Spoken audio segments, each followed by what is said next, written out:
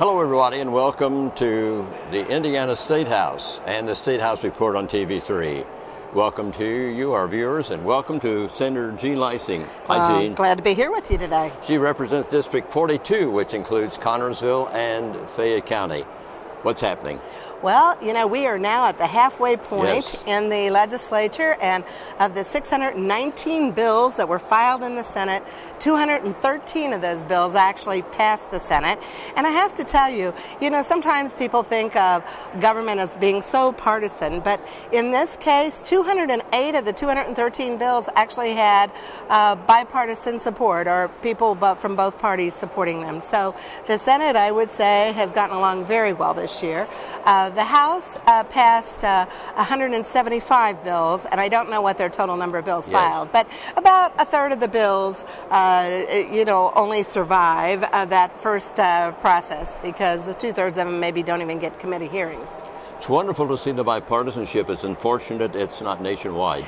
Absolutely. I wish that maybe Washington would step back and take a look at what we're trying to do here.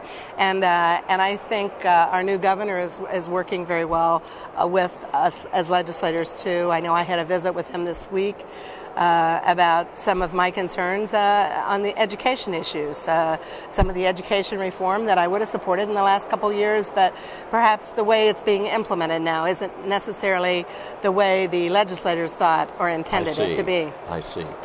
You were successful in getting the first bill signed by Governor Pence. Tell us about it. Right. That was a very exciting day, actually, because for many property owners in Indiana, and of course in Fayette County, if you own property that is agricultural land, the DLGF, the Department of Local Government Finance, has been on a mission for about a year to change one of the three factors that's used in calculating the assessment value. Yes. And they were doing that, making that change without any legislative involvement, and it would have increased the assessment on farm property by an additional 25% over what is already increasing. Now, it's been increasing because of the increase in grain prices and cash rents and things, and it should. But this was an additional increase that was based on a soil productivity factor, which has always been constant since 1979. So what my bill did was it said, hey, we're not going to allow them for 1 year, for sure, to change this, and in this year they have got to work, the DLGF has got to work with Purdue's Department of Agriculture to justify what this change is that they're talking about. And so I will tell you, I was so pleased because the bill actually got a perfect vote in Senate Appropriations, on the Senate floor, House Ways and Means, and on the House floor. And that's so doesn't happen, here. And then the governor was willing for us to fast track it so that the assessors would know what they were calculating, because otherwise it was time for them to start working on the new assessments. And so the bill was actually signed into law last Wednesday, and I think everybody's happy. What committees are you on, Jean? I'm on the Health Committee, and I'm on the Education Committee. I'm on the Utilities Committee and the Environment Committee. They're all four really big committees, busy committees, and challenging issues, but really interesting to me. What are you working on now? What's the #1 priority? Well, actually, I would tell you that currently, on House bills that have come over, we have a bill that's going to be voted on Monday that's a big debate between the big drug companies, the manufacturers of pharmaceuticals, and how they're looking at a new type of product that may be now going to be approved by the FDA to be marketed. And you can't imagine how controversial some of those issues can be, but this is certainly one, and we had a 5-hour meeting yesterday, and I look for, we recessed, and we're going to have a continuation of that meeting Monday afternoon. I expect it to be another 2 or 3 hours before we come to some consensus on that issue. Now, is this tied up with the cold medicine bill where you people are requiring prescriptions? This one is more complicated. It has to do with what they call biologicals, which are injectables, the simplest one being insulin, but also some of the very expensive cancer drugs and drugs for conditions like multiple sclerosis. I see. So it's a very important issue, because there's been a breakthrough that they may be able to have something called a biosimilar, which will be similar to the biological, not necessarily, it wouldn't be like a generic, but it would be 20 to 40% less expensive. So for a lot of people that might be listening that are on some of those expensive injectables, it may give them a break financially, because I know it's very difficult for people. Yes, it is. You conducted a survey earlier. Some of the results. Yeah, one of the most encouraging things I thought that came out of that survey was that 70% of the respondents say that they would like, if the state has a surplus, for money to be returned in one way or the other to the taxpayer, and not to be spent on additional state spending. And so, I hope that I'm going to be given the opportunity to vote for Governor Pence's cut in the income tax, because I think that would put more money in the pockets, individual pockets of my constituents, so that they can spend it on necessary things that they need, and it would also help stimulate our local economies. It was one of the highlights of the governor's campaign before the election, and he brought it before the General Assembly, and it was received without any kind of enthusiasm. It was a 10% cut, which would be an annual savings of about $200 per family. Right, and it surprised me that as the budget moved from the House that they didn't act on it. Yes. But the first budget hearing in the Senate occurred this morning, and it was a very brief hearing. I think more just a presentation to the Senate appropriations of what is in that House budget. I think there will be lots of changes made in that budget as it is in the Senate. Another thing I should probably mention, because it's a budget related item, gaming has become a big issue in Indiana. Yes. Because it is such a large source of revenue. Yes. Our largest source of revenue in the state is from sales tax. Our second largest source is individual income tax. And gaming has been fluctuating between third and fourth with corporate income tax. Currently it's fourth, but because there's been somewhat of a slowdown in gaming, I think because of the economy. But now we are also fearful of the competition from Cincinnati and Illinois. I mean, there's going to be more competition from other states. Yes. So one of the issues that's out there right now, there's a bill, Senate Bill 528, which I am one of the authors of, which initially was looking at how we can make Indiana gaming more competitive. It was amended, as all bills can be amended. It was amended in Senate Appropriations by Senator Kinley, who's worried about an agreement that was made in 2002, when I wasn't here, between the state and the local units of government where the riverboats are located. And the state did something that they refer to now as a state guarantee, where they said that each local community will always get at least as much as they did in 2002. Well, last year, because of the decline in gaming revenue, that meant that the state general fund, or the state taxpayer, actually sent $40 million to those local communities because of that agreement. And the state now is very worried about that increasing if gaming revenue would continue to decline because of competition. So Senator Kinley put an amendment in that bill that says no more. We're not going to guarantee. My expectation is that there will be some compromise on that. Yes.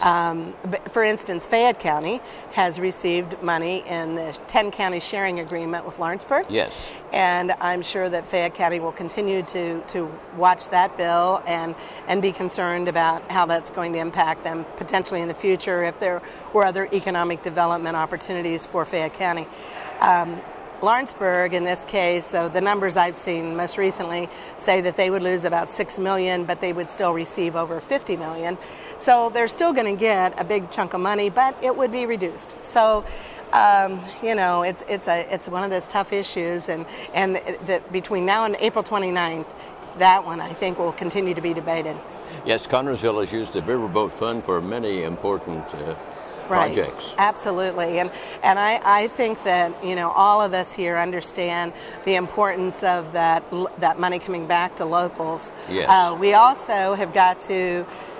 My guess is that they're going to have to figure out some way to cap that amount, so we also can't be harmful to the average state taxpayer that doesn't benefit. So yes. It'll be one of those things that'll be negotiated. The House budget, 46% of the House budget goes for education, kindergarten through 12. What about education in Indiana? In the past budgets, over 50% has gone to K-12 education, yes. being clearly the number one item in the budget. I'm sure K-12 is still going to be the number one item.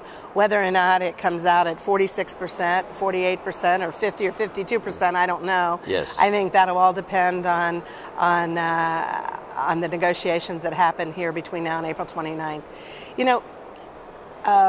Funding for education obviously is very important, but we also have to make sure that we have enough other funding remaining to take care of the other responsibilities of the state. The second largest chunk of spending by the state is Medicaid. Yes. And that's a whole nother issue that we're debating here, because some folks would like to see us expand Medicaid because we could do so under the new Federal Health Care yes. Act. And other people are saying we can't possibly do that, because if we do, we're going to be taking more money from education because there's only so much money there in the big pot. The third largest source of spending is higher education.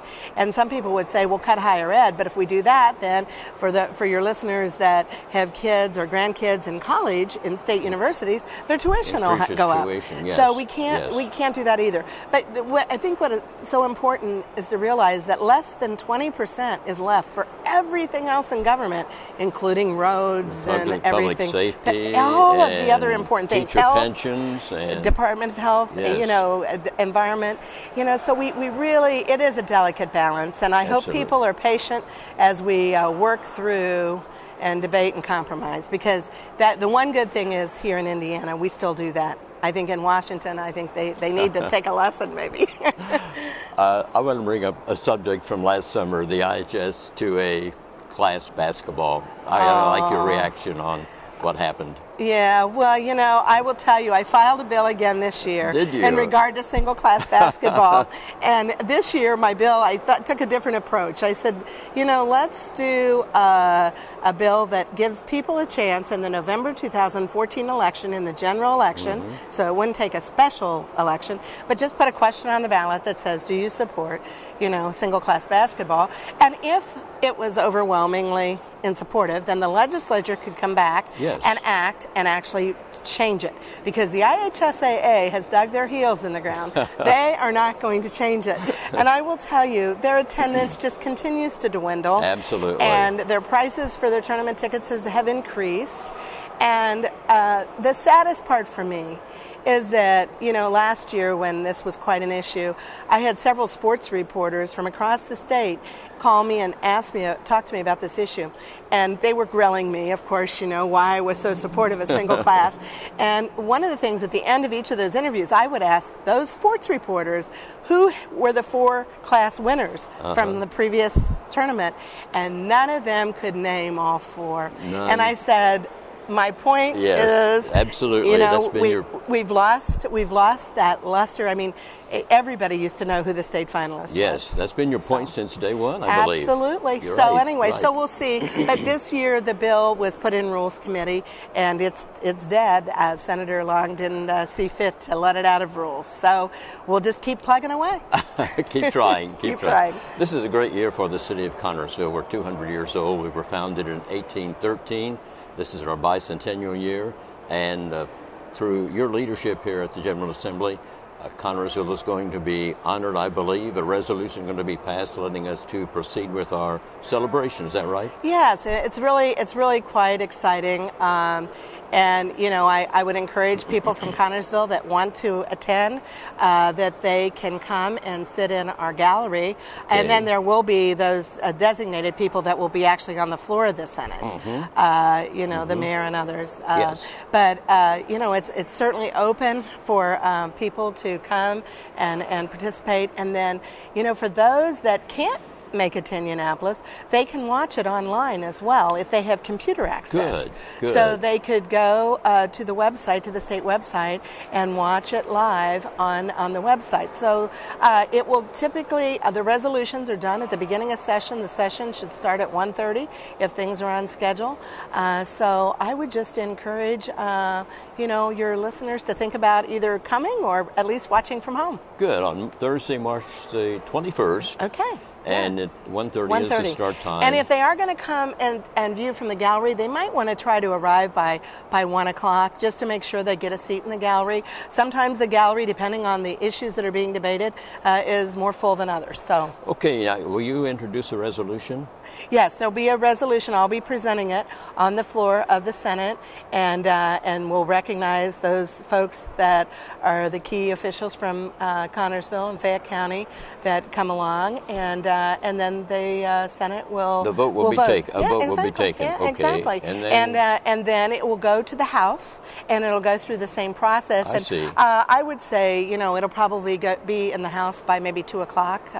You know, it normally doesn't take that long. And we're hoping the governor will sign it also that day. Oh, sure. Yeah. Okay. On behalf of the city of Connersville, I'd like to present you with our bicentennial pins. Well, thank you very much. Thank you. You know, you're welcome. And, you know, actually, I think I have in my pocket, just by chance, one of our wonderful State of Indiana pins. And so, you know what? We can just share today. Thank you so much, Jean. I appreciate it. Thank you so much. Senator Thank you for Jean coming. Lysing has been our guest here on the State House Report. Jean, back to work. Thank you very much. Take care. Welcome once again to the State House Report on TV3. We're in the House chambers of the State House in Indianapolis. Appropriately, we have a member of the House of Representatives with us. I'd like for our viewers to see Cindy Zemke, who represents District 55, of which Connersville and Fayette County is a vital part. Welcome, Cindy. Welcome to you. Thanks so much for coming up today. Do you care if I call you a freshman? Please call me a freshman. That's what we are. First year. Yes, it's been a long time since I've been a freshman, but I am again. What surprises? What did you expect, and did it happen? I think you're prepared when you come up here and to legislate, but it has been absolutely amazing. I'm enjoying every minute and learning at a faster pace than what I ever would have thought. Each part of the process is so interesting, and after the first few weeks here, the pieces all kind of start fitting together with how a bill moves and goes to committee and then to second reading with amendments and third, and just a fascinating, wonderful experience. What about the bipartisanship? Is there some? Yes. Good. I think, granted, I have no basis for comparison in the last 2 years when things got difficult with the walkouts and such, but we have both parties in our committees, and my one committee, of course, with family and children. We've had a lot of bipartisan work on some of the bills. The same with commerce that I'm on. What all the committees do you serve on? Again, commerce, and one where we meet briefly. Well, we met briefly once. Is called Select Committee on Government Reduction. It's more of a protocol kind of a thing. Yes. And then I'm vice chair of Family and Children, which I'm so honored to be as a freshman, to be vice chair. And I believe so strongly in our commitment to the children and working closely with DCS as well, Department of Child Services. Yes. What do you do in commerce? In commerce, I will say that it, as far as generating interest in getting companies to relocate, a great deal of that has to do with some kind of tax incentives to do that.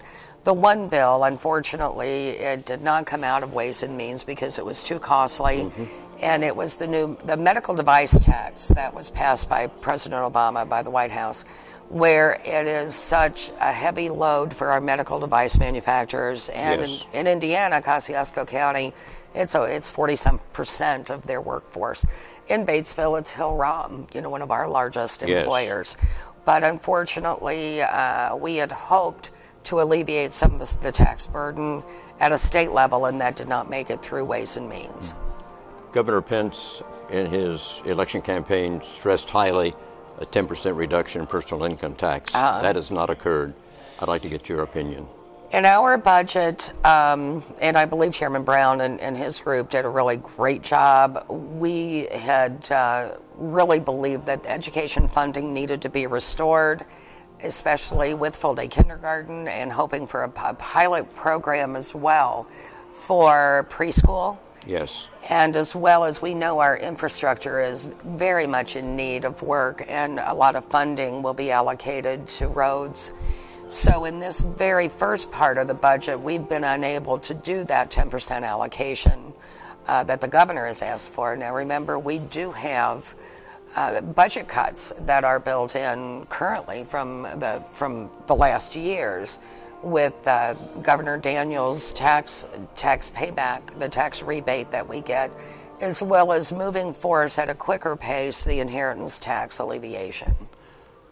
A $30 billion budget, is that what the House has passed? Yes. 46% goes for education from kindergarten through 12. Yes, and it's always very, very costly, with a large amount going to education.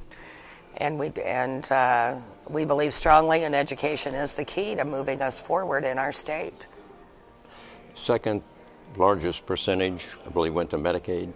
Yes. And do you think the state of Indiana should accept the government from Washington, their alternatives? My concern, personally, as a legislator, and always has been as a business person and a wife and a mother, is let's use our resources wisely. And Medicaid has always concerned me as one of our sources that isn't managed extremely well.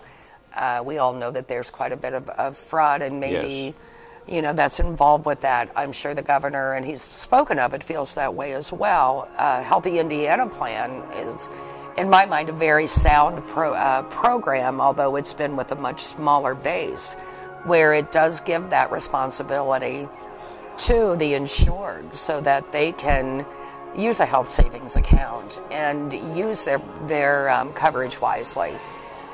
Where that ends up by the end of session, I'm uncertain. I know that the governor has asked Secretary of Health, Kathleen Sebelius, to give us a waiver for that. I don't think we've heard anything yet. So we will, according to federal mandate, provide for the uninsured citizens of Indiana. And by the end of session, we will have the plan on how that'll go. Yes. You're from a rural area. I know you're happy with Senator Leising's farm bill. Yes, very much. I had Farm Bureau had a lot of the farmers were up at the Statehouse a few days ago again and thanked us for getting that through.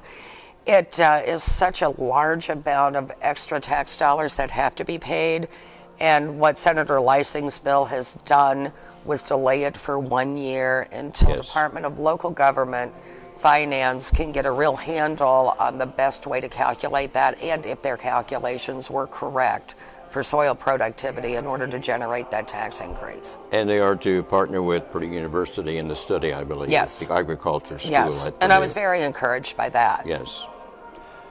What's number one priority with you? Balanced budget, of course. I want to see Indiana remain strong, bring jobs to this great state. Yes. I always say nobody loves Indiana as much as the folks from our district.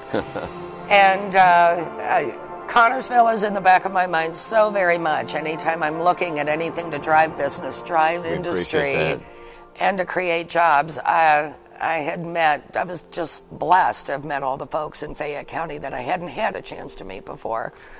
My work with family and children is very, very close to my heart, and I believe so much can be done for those kids who are in homes where the parents are struggling and trying to make it. So we want to strengthen homes and families. A fellow called John Connor founded Connorsville 200 years ago. 1813, we're celebrating, of course, our bicentennial this year. we invite you to come to Connersville in late June and early July.